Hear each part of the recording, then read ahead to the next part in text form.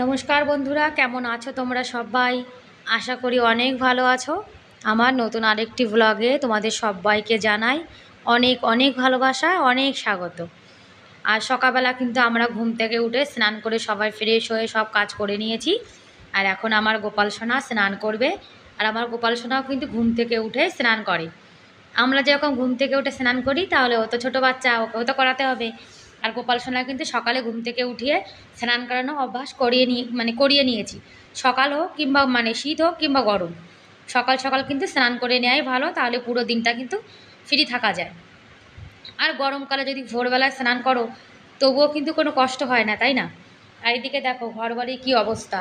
আমি তো অনেক আগে উঠে গেছি, আমার বড় উঠে গেছে, এই বাচ্চা দেখো এখনও ঘুমাচ্ছে। বলছে আমার স্কুল ছুটি, যার জন্য আমি এখন ঘুমাবো, তাই ঘুমিয়ে রয়েছে। আর কি বলো তো, স্কুল ছুটি থাকলে দেখবে বাচ্চারা কিন্তু একদমই সকাল সকাল উঠতে চায় না। আর বন্ধুরা, তোমরা যারা ভিডিওটি দেখা শুরু করেছো, তারা প্লিজ এটা লাইক করে ভিডিওটি কন্টিনিউ।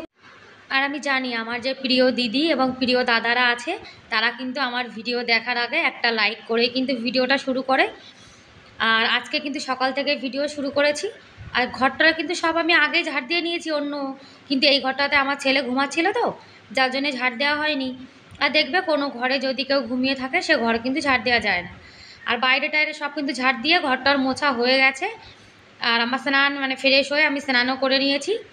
আর এখন শুধুমাত্র এই রুমটাই না বাকি ছিল। আমার বাচ্চা যদি সকাল সকাল ঘুম থেকে উঠে যায়, তাহলে কিন্তু ঘরবাড়ি অনেক তাড়াতাড়ি গোছানো গাছানো হয়ে যায়। শুধু এই একটা রুমই আমার বাকি রয়ে যায় প্রত্যেক দিন। কী করব বলো, বাচ্চা কাচ্চা বাড়িতে থাকলে যা হয়, আর বিশেষ করে ছোট বাচ্চা। আর স্কুল ছুটি, আর স্কুল ছুটি হয়েছে, এখন তো একটা বাহানা আছে যে স্কুল ছুটি, আমি এখন ঘুমাবো। তা ভাবি যে না, প্রত্যেক দিন তো স্কুলে যাওয়ার সময় সকাল সকাল ঘুম থেকে উঠে যায়, তো তাই এখন আর অত জোর করি না। আমার গোপাল সোনা কিন্তু স্নান করে রেডি হয়ে বসে রয়েছে। আমি রান্নাবান্না করব, তারপরে আমার গোপাল সোনা সেবা করবে। আর গরম পড়েছে তো খুব, যার জন্যে কিন্তু জামা পরায়নি, এমনি একটু চুড়ি আর মালা পরে বসে রয়েছে দেখো। আর ঘরটার দেখবে যদি গোছানো গাছানো থাকে, তাহলে মনে হয় যেন আমাদের ঘরের অনেকটা কাজই কিন্তু কমপ্লিট হয়ে গেছে। আর যদি ঘর বাড়িটা এলোমেলো থাকে, বিশেষ করে বেডটা, তাহলে কিন্তু পুরো ঘর এলোমেলো হয়ে যায়। এদিকে ভাতটা হয়ে গেছে, আর হিটারে বেগুন আলুর তরকারিটা বসিয়ে দিয়েছি। আর মুসুরির ডাল তো আমাদের বাড়িতে প্রত্যেক দিনই রান্না হয়, কেননা মুসুরির ডাল কিন্তু আমরা প্রত্যেক দিনই খাই। শুধুমাত্র একাদশীর আগের দিন আর একাদশীর পরের দিন আমরা মুসুরির ডাল খাই না, কিন্তু রোজই আমাদের ঘরে কিন্তু ডালটা হয়। ডাল খাওয়া কিন্তু ভালো। আর কলকাতার মতো অত সুন্দর শাকসবজি তো আমাদের এখানে পাওয়া যায় না, যার জন্য ডাল খেয়ে ভাবি একটু শরীরে যদি ভিটামিন প্রোটিন কিছু হয়, যার জন্য রোজই কিন্তু ডাল করি। আর মুসুরির ডাল রোজ খাই, তবুও জানো তো অরুচি হয় না কিন্তু। একটু ধনেপাতা দিয়ে মুসুরির ডাল রান্না করলে খেতে কিন্তু ভালোই লাগে। আর আজকে একটু আম ডাল করব, আমগুলো কেটে দেখো রেখে দিয়েছি, আলু পড়েছে তো, যার জন্য সাদা সাদা মনে হচ্ছে। এদিকে বেগুন আলু ঝোলটাও হয়ে গেছে। আর গোপালকে না সেবা দিয়ে দিতে হবে। আর মুসুরির ডাল তো আমরা খাবো, গোপালকে তো মুসুরির ডাল সেবায় লাগে না, যার জন্য গোপালের রান্নাবান্না করে তারপরে আমাদের মুসুরির ডালটা বসিয়ে দিয়েছি। আর আমাদের গোপাল সোনাকে জানো তো, আমরা সকাল দুপুর আর রাত 3 বেলায় কিন্তু সেবা দিই। আর গোপাল বাড়িতে রাখলে জানো তো, সকাল সকাল ঘুম থেকে উঠে পবিত্র হয়ে তারপরে কিন্তু রান্নাবান্না করতে হয়। আর যদি বাড়িতে গোপাল না থাকে, তাহলে কিন্তু সকালে কোনো তাড়াহুড়োই থাকে না। আর গোপালের ভাতটাও কিন্তু এদিকে বসিয়ে দিয়েছি। গোপালের ভাতটা কিন্তু আলাদা করে রান্না করছি, গরম গরম খাওয়াবো সেই জন্য। আর এই দেখো আমার সোনা কিন্তু বড় হয়ে গেছে, 1 ক্যাম্পার জল ভরে নিয়ে এসছে ওর পাপাজি। আর ও কিন্তু দেখো রাস্তা থেকে বাড়ি পর্যন্ত ঘর পর্যন্ত ক্যাম্পার নিয়ে এসছে। ছেলে মেয়ে বড় হয়ে গেলে কিন্তু অনেকটাই হেল্প হয়, তাই না? এই দেখো ক্যাম্পারটা কত ভারী, তো ও পাপাজিকে বলছে পাপাজি আমি নিয়ে যাই, আমি এখন বড় হয়ে গেছি।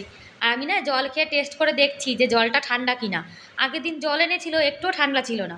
আর আজকে এত ঠান্ডা আমি খেতেই পাচ্ছিলাম না। আর তুলসী পাতাটা ভিজিয়ে রেখে দিয়েছে, কেন তুলসী পাতা আবার গরমে শুকিয়ে যায় তো, যার জন্য।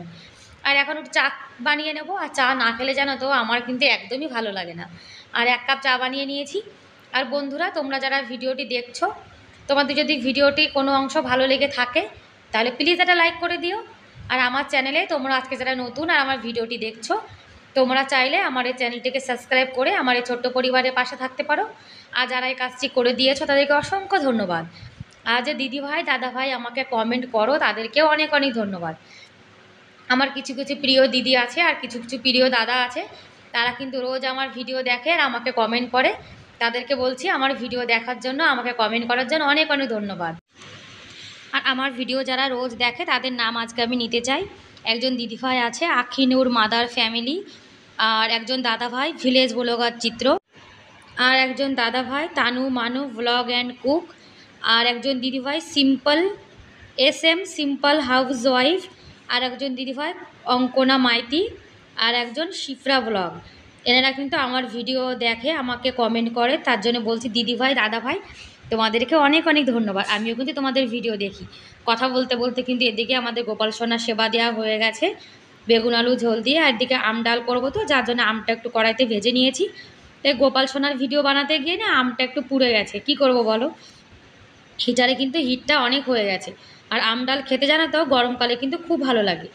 গরমকালে দেখবে এমনি তেল মশলা খেতে কিন্তু অতটা ভালো লাগে না, আর যার জন্যে আমি না মাঝে মাঝে কিন্তু এরকম আম ডাল বানাই।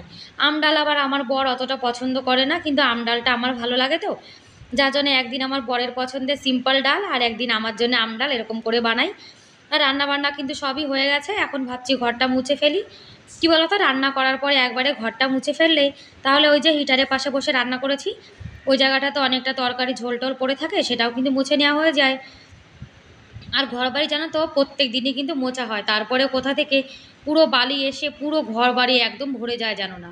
শীতকালে কিন্তু ঘর বাড়িতে অতটা বালি হয় না যতটা মানে গরমকালে বালি হয়ে যায়।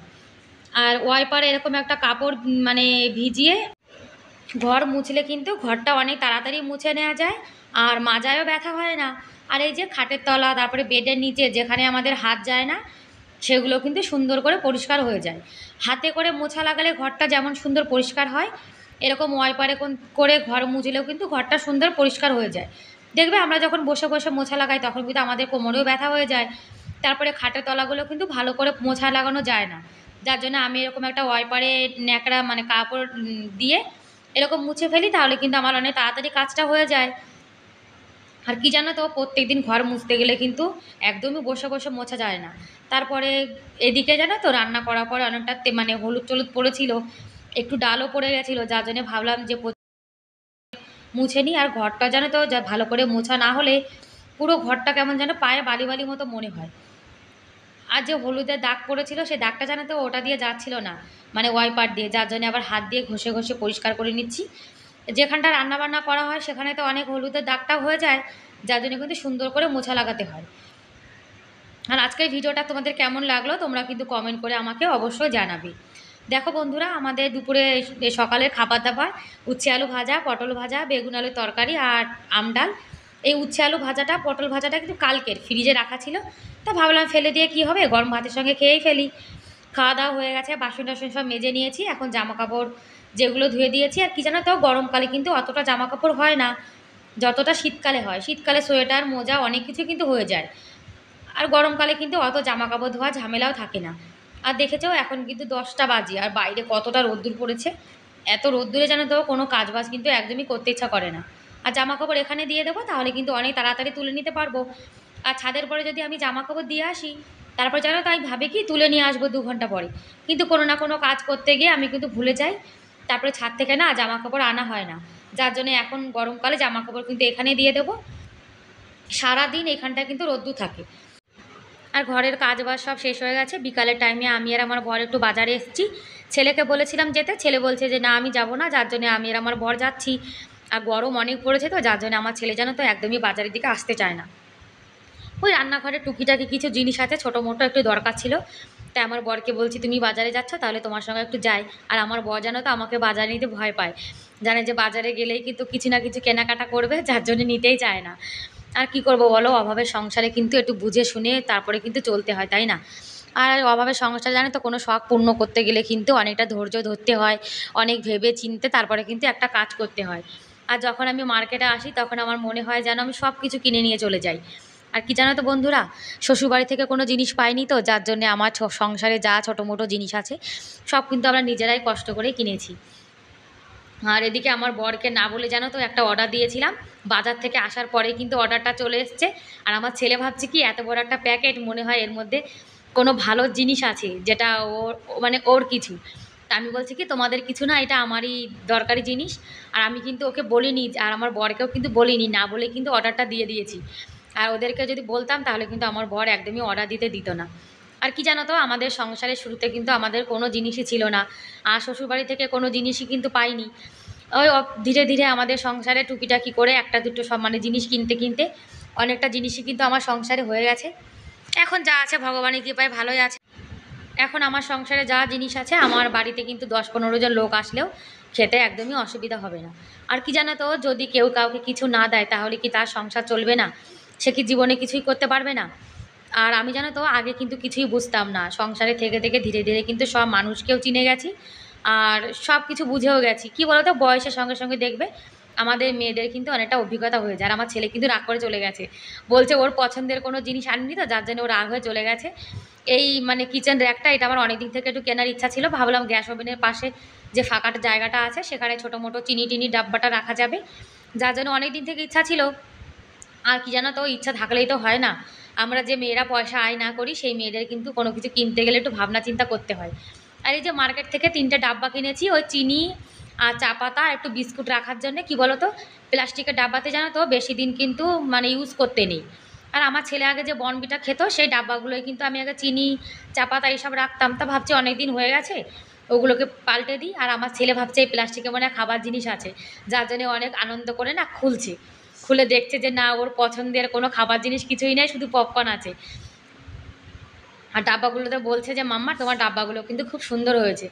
আর বন্ধুরা, কি বলো তো, সংসারে যে ছোটো মোটো জিনিস আমাদের মাঝে মাঝে লাগে সেগুলো কিন্তু একটা দুটো করে কিনতে হয়, একবারে তো কেনা যায় না, কেন একবারে কিনতে গেলে কিন্তু অনেকটা পয়সা খরচা হয়ে যায়। যার জন্য ওই একটা দুটো এরকম করে করে কিনি। আর আমাদের গোপাল সোনার জন্য ছোট্ট একটা বাটি এনেছি। কি বলো তো, ধীরে ধীরে কিন্তু নিরামিষ বাসন আমি অনেক করে বানাচ্ছি, কেন এখন বেশিরভাগ তো নিরামিষে খাওয়া হয় গোপাল সোনার জন্য। আর এই যে এটা তোমাদের সঙ্গে দেখানো হয়নি, এই যে ছোট্ট একটা মানে সবজি কেটে ধুয়ে রাখার জন্য কিনেছি, এটা কিন্তু একদম ছোট, মানে একবারে তরকারি রান্না করার জন্য যেটুকু সবজি লাগে সেটুকু কেটে নেওয়া যাবে। আর নিচে কিন্তু ছিদ্র করা রয়েছে, সবজি মানে যে জলটা এক্সট্রা সেটাও কিন্তু পড়ে যাবে। এটা আমার খুব পছন্দ হয়েছে। ব্যাস বন্ধুরা, তাহলে আজকের মতো এই পর্যন্তই, দেখা হবে পরের ভিডিওতে।